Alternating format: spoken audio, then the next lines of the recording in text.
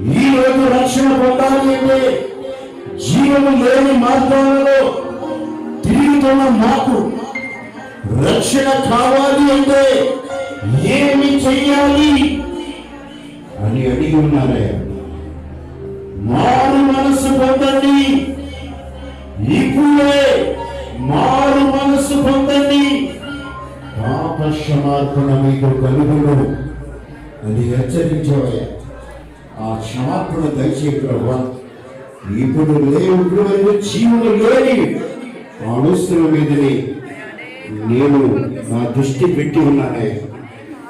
జీవము లేని తలంపులలోని నా బ్రతుకు కొనసాగిస్తున్నానయ్యా. నన్ను క్షమించు ప్రభా, నన్ను విడిపించు నాయన. నా కుటుంబం శ్రమలో ఉన్నది, నా కుటుంబంలో నెమ్మది లేదు, సాతాను క్రియల చేత శోధించబడుతున్నా. ఈరోజు జీవపు వాక్యం నా హృదయాన్ని తాకిందయ్యా.